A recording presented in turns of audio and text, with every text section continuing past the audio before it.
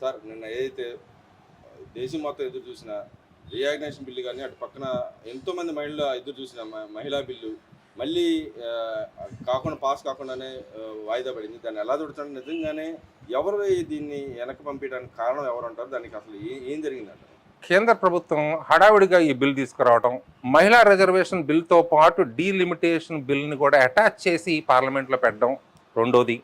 మూడో కారణం ఏంటంటే అన్ని పార్టీలని పిలిచి దాని మీద సమగ్ర వివరణ ఇవ్వకపోవడం, నేషన్ని సరిగా అడ్రస్ చేయకపోవడం, ఎమ్మెల్యేలు ఎంపీల్లో కూడా దీని మీద పూర్తి అవగాహన కల్పించలేకపోవడం, ఇవన్నీ కూడా ముఖ్య కారణాలు. నిన్న ఈ బిల్ని కాంగ్రెస్ కూటమి యొక్క అభ్యర్థులు వ్యతిరేకంగా ఓటేసి ఈ బిల్ని విరిగిపడేట్ చేయడానికి ప్రధాన కారణమని నేను భావిస్తున్నాను. అంటే ఇక్కడ మహిళా బిల్లుకి సంబంధించిన ప్రధానమంత్రి గారే, సాక్షాత్ ప్రధానమంత్రి గారే నేషనల్కి అడ్రస్ చేసిన పరిస్థితి, మళ్ళీ ఒక పక్క అమిత్ షా గారు కూడా పార్లమెంట్ సాక్షి మళ్ళీ చెప్పిన పరిస్థితి, అయినా ఎందుకని మహిళా బిల్లు మీద అవ్వకుండా వెళ్ళిపోయిందంటారు? అంటే డీలిమిటేషన్ వల్లనే దీన్ని కూడా రెండు కలిపి ఉండటం వల్లనే పోయిందంటారు. ఇక్కడ ఈ 131 సవరణ అనేటువంటి బిల్లు డీలిమిటేషను, మహిళా రిజర్వేషన్ రెండు కలిపి పెట్టడం వలన ఫస్ట్ కాంగ్రెస్ మహిళా రిజర్వేషన్కి సపోర్ట్ చేస్తాము, ఈ బిల్లుకి మేము కూడా అంగీకరిస్తున్నామని చెప్పినప్పటికీ ఖర్గే గారు అధ్యక్షులు, కానీ ఈ రెండు ఒకదానితో ఒకటి కలిపి పార్లమెంట్లో బిల్లు పెట్టడం వలన వాళ్ళు డీలిమిటేషన్ వ్యతిరేకంగా ఓటేయడం జరిగింది. దాంతో పాటు ఈ మహిళా బిల్లు కూడా పాస్ కాకుండా వీగిపోవడం జరిగింది. మరి ఇవాళ అయితే మళ్ళీ కేంద్ర క్యాబినెట్ మీటింగ్ జరగబోతుంది, దాంట్లో ఏం రావచ్చు అని ఆలోచించుకోవచ్చు. నిన్న కిరణ్ రిజిజు గారు, కేంద్ర మంత్రి గారు ఒక స్టేట్మెంట్ ఇచ్చారు. మహిళా బిల్ ఏదైతే ఉందో, రిజర్వేషన్ ఉందో 33%, ఆ బిల్ ఆల్రెడీ పాస్ అయిపోయింది. దాన్ని ఇంప్లిమెంట్ చేయడం కోసం మేము ఈ కొత్త సవరణ తీసుకొచ్చాం. ఈ బిల్లు వీగిపోయింది అంటే అర్థం మహిళా రిజర్వేషన్ లేదని కాదు, మహిళా రిజర్వేషన్ ఆల్రెడీ ఉంది. దాన్ని ఇంప్లిమెంట్ చేయడం కోసం ఈ బిల్లు పెట్టాము. సో దీని మీద భేదాభిప్రాయాలు వచ్చాయి. ఈరోజు క్యాబినెట్ మీటింగ్ జరుగుతుంది. దాంట్లో కూలంకషంగా చర్చించి ఈ మహిళా బిల్లుని ఎలా ముందుకు తీసుకెళ్లాలి ఇంప్లిమెంటేషన్కి అనే దాని మీద ఇవాళ నేను అనుకోవటం క్యాబినెట్ మీటింగ్లో విస్తృతంగా చర్చ జరుగుతుంది అనుకుంటున్నాను. అలాగే దేశ ప్రజలందరికీ కూడా దాని వివరణాత్మక ఎక్స్ప్లెనేషన్ ఇస్తారని నేను అనుకుంటున్నాను ఈరోజు. అంటే మరి అంటే దీంట్లో బేసిక్ ఇప్పుడు చూసుకుంటే రియాగ్నేషన్ ఏదైతే ఉందో దానికి సంబంధించిన దాంట్లో మేజర్ ప్రధాన అడ్డంకి సీట్లు తగ్గుతున్నాయి. సౌత్కి నార్త్కి అనేది మేజర్ అడ్డంకిగా ఉందని చెప్పి సౌత్లో ఉన్న డిఎంకే లాంటి పార్టీలు అబ్జెక్షన్ చేసిన పరిస్థితి, దానికి కూడా వాళ్ళు మాట్లాడిన పరిస్థితి. ఎలా చూడొచ్చు? నిజంగానే 50% రావటం తప్పు అంటారా? అంటే 34కి ఇప్పటికి 29కి మధ్యలో ఉన్న గ్యాప్ను ఎలా పూరిస్తారని రేపు అనుకోవచ్చు. కేంద్రం ఏం చెప్తుందంటే జనాభా ప్రాతిపదికన కాదు, ఇప్పుడున్న సీట్లకి 50% పెంచుతాము, లోక్సభ సీట్లు అలాగే రాష్ట్రాల్లో అసెంబ్లీ సీట్లు పెంచుతామని చెప్తుంది. అది ఆమోదయోగ్యమైంది. అది ఒకవేళ కనుక అదే నిజమయ్యి ఆ విధంగానే కనుక చేస్తే నార్త్ కానీ సౌత్ కానీ ఏ డిస్పారిటీ ఉండదు. సౌత్లో ఉన్నటువంటి ఏ రాష్ట్రాలు కూడా నష్టం ఏం జరగదు. ఇప్పుడు మనకు 129 స్థానాలు ఉన్నాయి లోక్సభ స్థానాలు, అవి సుమారుగా మనకు 200 కాబోతున్నాయి సుమారుగా, కాబట్టి ఏ విధమైన నష్టం ఉండదు. అలాగే నార్త్లో 190 సీట్లు ఉన్నాయి, అవి అరౌండ్ 360-370 సీట్లు పెరిగే అవకాశం ఉంటుంది. కాబట్టి 50% కోటా కరెక్ట్గా ఇంప్లిమెంట్ చేస్తే, జనాభా ప్రాతిపదికన తీసుకోకపోతే సౌత్ ఇండియాకి ఏ విధమైన నష్టం అయితే రాదు. అంటే ఇక్కడ ప్రధానంగా వాళ్ళు చెప్తుంది సౌత్కి తగ్గుతుందని చెప్తున్నారు, కానీ రియాలిటీ చూస్తే ఇప్పటికీ మన సౌత్లో తక్కువ ఉన్న సీట్లే కదా, తక్కువే కదా నార్త్తో పోల్చుకుంటే సౌత్లో సీట్లు తక్కువే. నార్త్లో 190 సీట్లు ఉన్నాయి, సౌత్లో 129 సీట్లు మాత్రమే ఉన్నాయి. 50% కనుక కోటా అయితే ఇంప్లిమెంట్ చేస్తే, 50 సీట్లు కనుక 50% కనుక పెంచేటైతే రెండు నార్త్ అండ్ సౌత్కి ఏ విధమైన నష్టం జరగదు. అలా కాకుండా జనాభా ప్రాతిపదికన కనుక తీసుకొని కనుక చేస్తే నార్త్కు బాగా అడ్వాంటేజ్ ఉంటుంది, సీట్లు బాగా పెరుగుతాయి. ఎందుకంటే గత 20-30 సంవత్సరాల్లో జనాభా రేటు బాగా పెరిగింది నార్త్లో. సౌత్లో ఫ్యామిలీ ప్లానింగ్ బాగా ఇంప్రూవ్మెంట్ చేయడం వలన జనాభా యొక్క సంఖ్య బాగా తగ్గిపోయింది. జనాభా ప్రాతిపదికన మాత్రం కనుక తీసుకుంటే మాత్రం సౌత్ ఇండియాకి బాగా తీవ్ర నష్టం జరుగుతుంది. వీళ్ళ యొక్క పలుకుబడి రేపు పార్లమెంట్లో చెల్లే అవకాశం ఉండదు. అందుకే చాలా పార్టీలు ఈ విషయంలో భయపడుతున్నాయి. 2029లో 50% సీట్లు పెంచినా 2034లో జనాభా ప్రాతిపదికన చేయొచ్చు అనేటువంటి భయంతో ఈ కాంగ్రెస్ అలాగే మన సౌత్ ఇండియాలో ఉన్నటువంటి డిఎంకే పార్టీ కానీ లేకపోతే వెస్ట్ బెంగాల్లో ఉన్న మమతా పార్టీ కానీ ఈ బిల్లును తీవ్రంగా వ్యతిరేకిస్తున్నాయి. అంటే ఇక్కడ మనం చూసుకుంటే రాజకీయ లబ్ధిలో గేమ్గా పార్ట్ అయిందంటారా, లేకపోతే వాస్తవంగా Congress BJP government NDA government తీసుకొచ్చిందంటారు? ఈ రెండు బిల్స్ మంచి బిల్సే. డీలిమిటేషన్ వలన కూడా మంచి జరుగుతుంది, ఉమెన్స్ని 33% రిజర్వేషన్ ఇవ్వడం వల్ల వాళ్ళ యొక్క ప్రాతినిధ్యం పార్లమెంట్లో పెరుగుతుంది.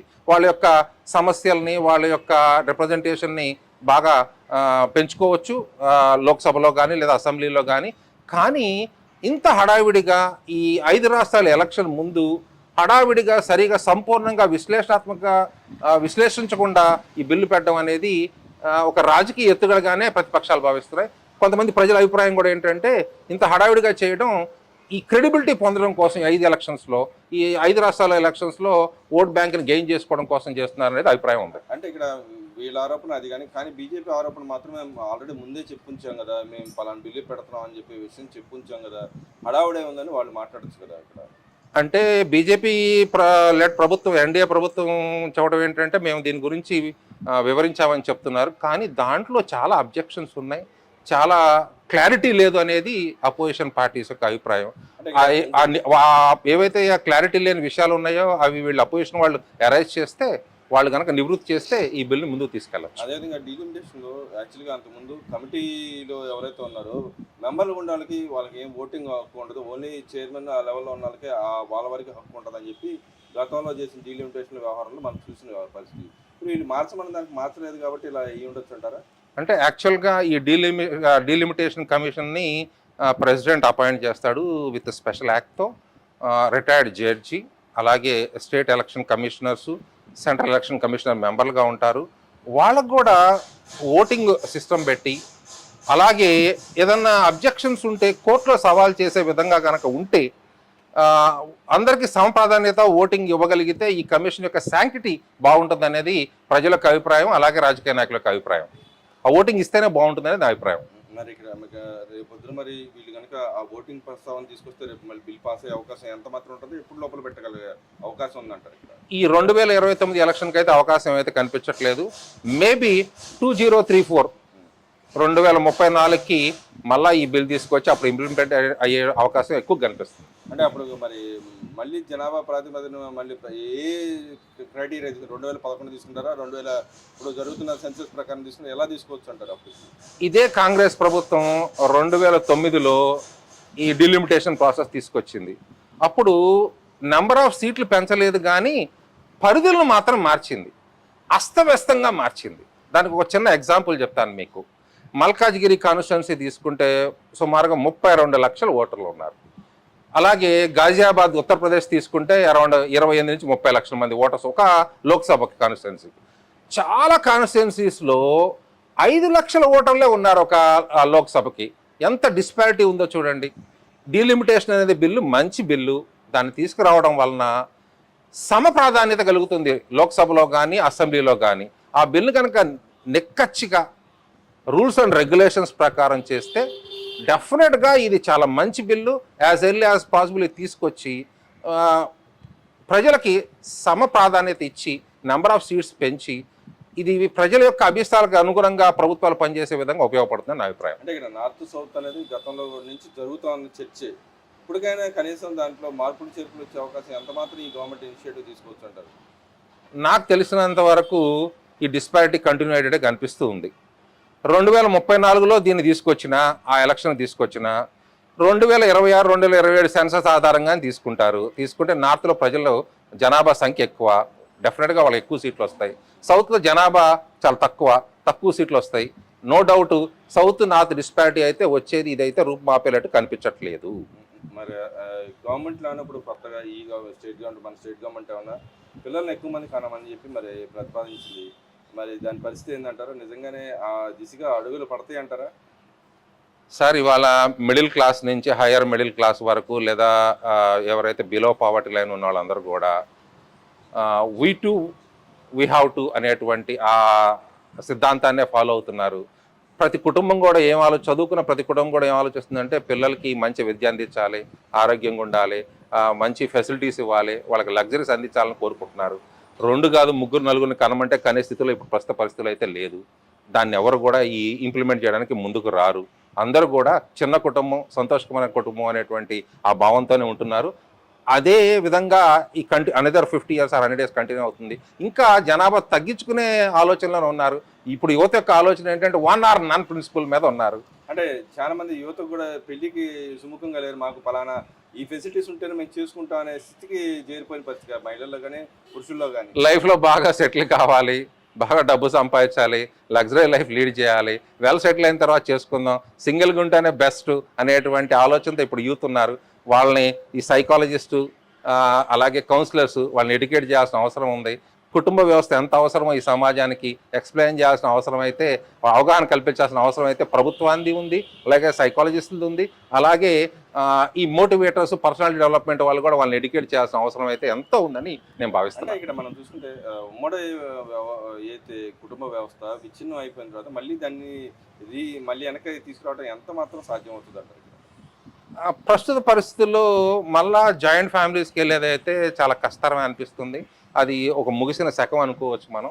కాకపోతే ఏంటంటే అట్లీస్ట్ ఒక చిన్న న్యూక్లియర్ కుటుంబాలు ఉన్నా బాగానే ఉంటుంది. కానీ ఇప్పుడున్న యువత పెళ్లికి దూరంగా ఉంటున్నారు. 30-35 ఏళ్ళు వచ్చిన దాకా పెళ్లి చేసుకోవట్లేదు. ఆ తర్వాత పిల్లలు ఒక పెద్ద ప్రాబ్లం అవుతుంది.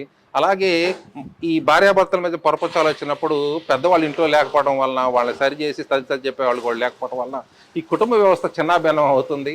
విడాకులు పెరుగుతున్నాయి, డైవర్స్ కేసెస్ పెరుగుతున్నాయి, అలాగే ఆత్మహత్యలు పెరుగుతున్నాయి, అలాగే స్ట్రెస్తో మానసిక రోగాలకి గురవుతున్నారు.